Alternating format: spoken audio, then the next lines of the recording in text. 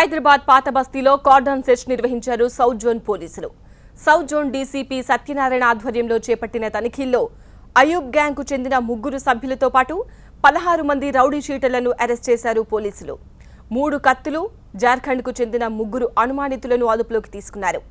ఎలాంటి పత్రాలు లేని 66 ద్విచక్ర వాహనాలను సీజ్ చేశారు. అరెస్టైన వారిలో పలువురు పాత నేరస్తులు ఉన్నారు. నగరంలో శాంతి భద్రతలను కాపాడడానికి పోలీసులు శివారు ప్రాంతాల్లో తనిఖీలు ముమ్మరం చేశారు. ఇతర జిల్లాల నుంచి వచ్చే వాహనాలపై ప్రత్యేక నిఘా పెట్టారు. ఇక చైన్ స్నాచింగ్, దొంగతనాలు ఎక్కువగా జరుగుతుండటంతో నగరంలో నిఘాను పటిష్టం చేశారు.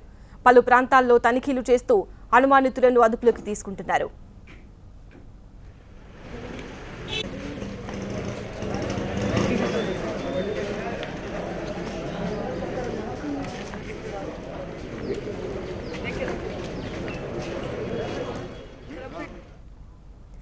ఈ క్రమంలోనే కాలాపత్తర్ పోలీస్ స్టేషన్ పరిధిలో కార్డన్ సెర్చ్ నిర్వహించారు పోలీసులు. రౌడీ షీటర్లు, అనుమానితులతో పాటు వివిధ రకాల విదేశీ పక్షులు పెంచుతున్న ఓ వ్యక్తిని ఫారెస్ట్ అధికారులకు అప్పగించారు. అలాగే జంతు కళేబరాలతో సబ్బులు తయారు చేస్తున్న గోదాంపై దాడి చేసి ఓ వ్యక్తిని అదుపులోకి తీసుకున్నారు.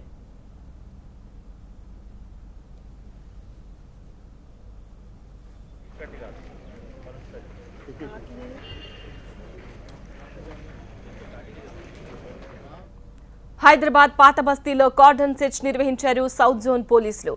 సౌత్ జోన్ డీసీపీ సత్యనారాయణ ఆధ్వర్యంలో చేపట్టిన తనిఖీల్లో అయూబ్ గ్యాంగ్ కు చెందిన 3 సభ్యులతో పాటు 16 మంది రౌడీ షీటర్లను అరెస్ట్ చేశారు పోలీసులు. 3 కత్తులు, జార్ఖండ్ కు చెందిన 3 అనుమానితులను అదుపులోకి తీసుకున్నారు. ఎలాంటి పత్రాలు లేని 66 ద్విచక్ర వాహనాలను సీజ్ చేశారు.